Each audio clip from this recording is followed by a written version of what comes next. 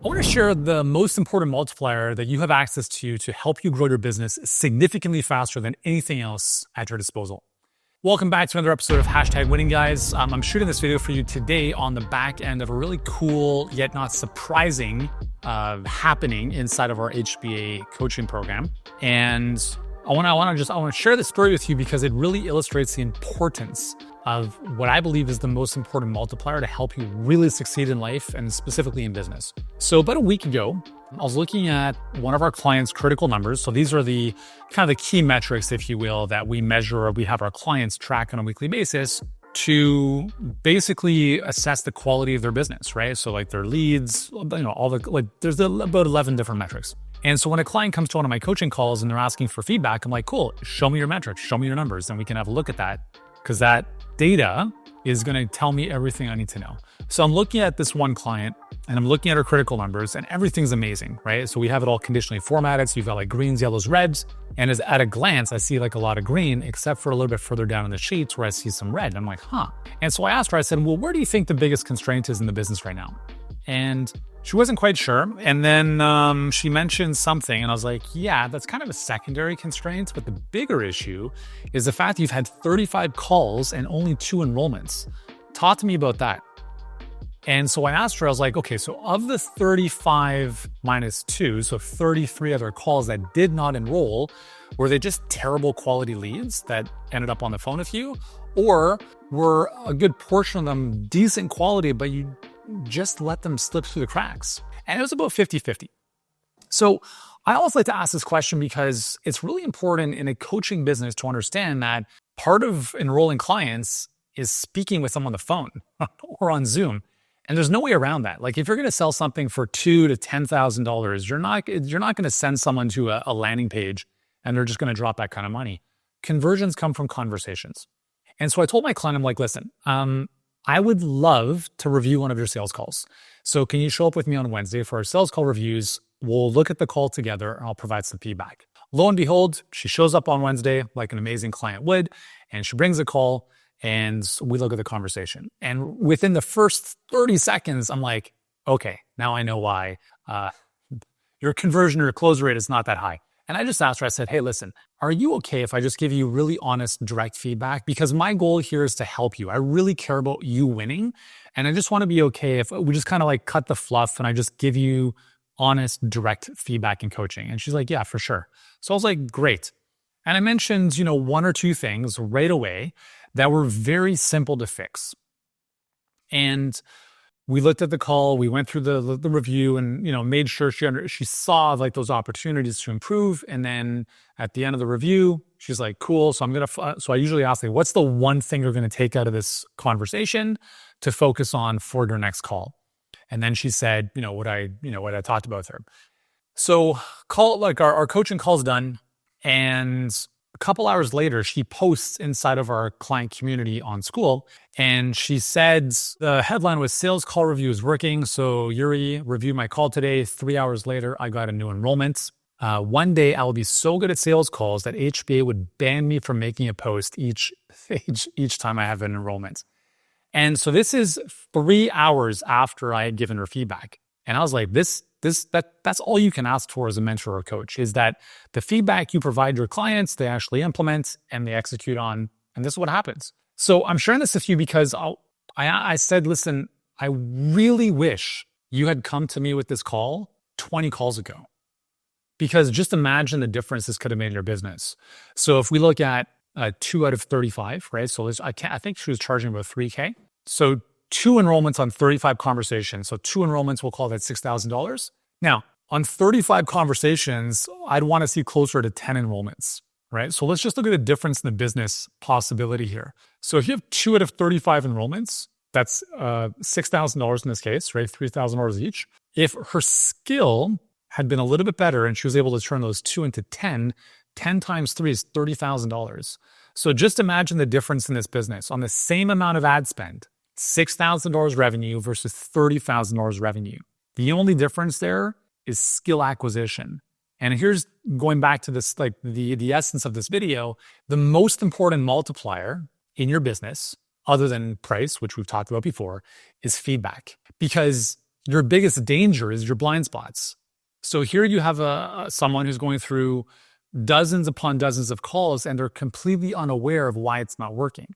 And within about 30 seconds, I'm like, this is why it's not working. 3 hours later, she makes a quick change and she enrolls a new client. In fact, she enrolled another client a few days later. And so she goes from 2 out of 35 to like 2 out of 2. Like, just imagine what this does for your business. Like, it completely changes the game. So the most important multiplier in your business is feedback. And I want you to think about this from 3 facets. So 1, you as the client. So you as the business owner, if you are not getting feedback, and I want to be very clear about this, from an expert, not some like cheap coach, because the only thing more dangerous than no feedback is cheap or wrong feedback. And that's a very, very dangerous game to play. And this is one of the biggest reasons I'm telling you guys, do not find the cheapest coach. If you are looking to invest in a coach based on price point, you are going to fuck yourself big time, because you always get what you pay for. And if you're investing in a coach, why on earth wouldn't they charge more? Because they're not worth more, because they're not that good. So please, for the love of everything that is holy, take out a second mortgage on your house if you have to. Go get 2 lines of credit or a line of credit, 2 credit cards, kind of like I did when I hired my first coach, and invest in someone who actually knows what the hell they're doing. Because if someone gives you the wrong advice, it's like telling you to run east hoping to see a sunset. It's never going to happen. So feedback is the most important multiplier you have, but the wrong feedback can completely derail you. So I'm not saying you have to work with me. It doesn't matter to me, but make sure if you are getting mentorship and coaching, it is from someone who's been where you want to be many, many times. How long have they been in business for? It needs to be more than a year. I'm telling you, I've been in business for 20 years. It's a very big difference versus someone who just had a good month.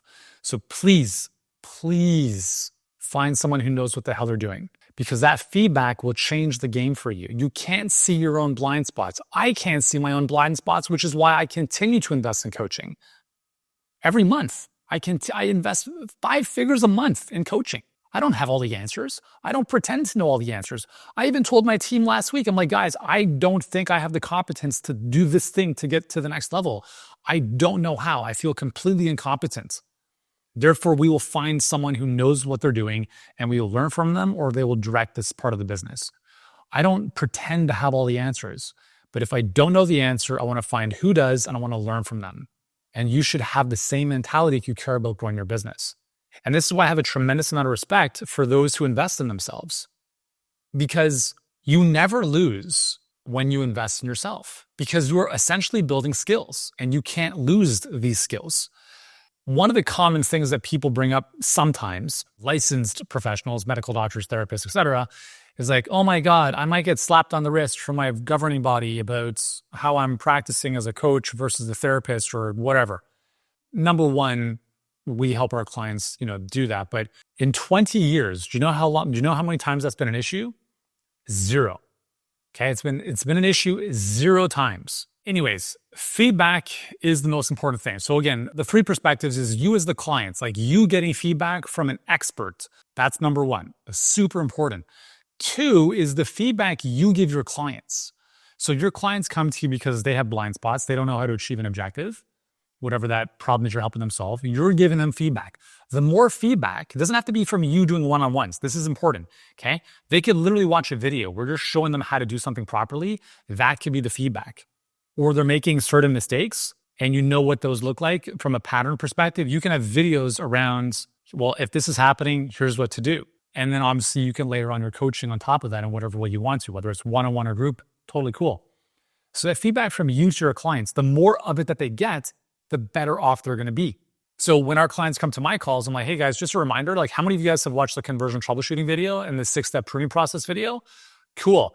Don't ask me a question unless you've watched those, because all the answers you're looking for are in those videos and you have to watch them multiple times to the point where you understand those about the numbers and the aspects of your business that those videos address so well that you almost don't even have to ask me a question. But if you have reviewed those and you're still a little bit unsure, then let's talk about it. So we want to always think about how can we provide the most applicable and sometimes immediate feedback based on, where our clients are going to get stuck or where they get stuck. So that's the second form of feedback. The third form is that obviously if you have team members. So one of the biggest mistakes I find health professionals make, and I'm guilty of this in the past, is I don't want to do this thing, someone else do it. This is wearing me down, you do it. And then they hand it off to someone who is terrible or, supposedly good, and they just completely shit the bed and they blow up the business. Where this often happens is I hired a VA, right? I don't want to do the marketing, so I hired a VA with outsourced doers or Filipino VAs or whatever it is. It's like, cool, you're gonna give the most important part of your business to a Filipino VA, right? No offense to Filipinos, we have many of them on our team, but they don't run our marketing departments. Okay, now if someone was world class, that's a different story. That's fine, but I'm just saying, don't expect the VA to run your business. Don't expect to hand your business to an agency and expect miracles. We worked at some of the top agencies in the world. We spent more than $550,000 in retainers over the course of 2 years to run our ads. And we live and breathe ads. We teach this stuff to our clients. And 2 years, we decided to work with agencies, $550,000 in retainers, only to bring everything back in-house and crush what they were able to do. So I share this with you because if you have team members, whether it's you and one other person, you and 5 other people, you have to give them feedback. If you don't want to do sales calls, great. Suck it up. Do as many as you possibly can for now. Get very good at it. And then you have examples from which future sales reps can model and learn from. And you'll be good enough to give them feedback and coaching. Because if you've not done it, how are you supposed to even coach them, right? And I'll share 2 quick examples with you. So one of our clients, Sarah, about a year and a little bit ago, she outsourced, so basically hired on a sales manager and a few sales reps too quickly in her nutrition business. Her business nearly went under. Okay, so it literally went, I think she was doing about 25, 30K a month, literally almost destroyed the business because she had outsourced the sales to some, people in her business, but she was not giving them feedback. She stepped out of it and the business almost imploded. Obviously, she's in our mastery program, so we help with the hiring and the culture and all that stuff. And we said, listen, here's how you got to do things properly. And within the next year, she went from that to doing $4 million. Okay, so this end of this year, she'll basically be at about $4 million in revenue. And the reason for that is because she learned how to provide feedback and proper structure to those people who are now doing the thing that she was no longer doing. Another example is one of our clients, Nicole, amazing naturopath. But for far too long, she was letting her office manager / assistant do most of her calls, her discovery calls, enrollment calls. And the numbers were not that great. And I just said, listen, Nicole, what else are you doing in your business that's more important than enrolling new clients? How much is a new client to you? $7,000? What else in your business is giving you that type of return? Where if you spend 2 hours with someone or 3 hours, with 3 different people, you make $7,000. Nothing else in your business makes more sense. So she's like, I know. So literally for a year, she was resisting it. And then she finally did it and she got back into doing the sales calls. And then about a month ago on one of our coaching calls, she's like, Yuri, I gotta say, I'm really, really enjoying these. And this is a freaking naturopath. Okay. There's nothing wrong with a naturopath. I'm just saying it's her forte. It's not she's not a sales professional. She's a health professional. But the thing is, she started to really enjoy it because she was getting good at it. And because of that, her business started going up in a significant way. So now that she's doing these calls, right, she's using her time more effectively. Her business is going up and she's able to build the skill that she can now transfer and coach to her other team members eventually when they take on those calls. So feedback is the most important multiplier in your business. You cannot give too much feedback. You cannot give people too much feedback because it's like gasoline on the fire. The more gasoline you put on a fire, the bigger the fire is going to continue to get. And it's the same thing with individuals and people. Individuals are people. You know what I'm saying? The more you pour into them, the more they will grow. The more you pour into you and get feedback from an expert, mentor, coach, the more you will grow. And so please do not dismiss the importance of this. You're not going to build anything significant by yourself, right? I didn't, no one is, no one will. It's just the way the world works. Find someone who's further ahead, who's been where you want to go many, many times before, who has a proven track record, you resonate with their core values, and find a way to make it happen. Because in so doing, you will get 10x results, 10x faster results than you ever would on your own. And again, successful people understand that money is cheap, but time is expensive. One of the biggest challenges you might be facing, like I face, like everyone else faces, is you have so much to do, and not just time being a limitation, but focus being a limitation. So when you have all of these things to do, how do you prioritize what gets more of your energy and attention?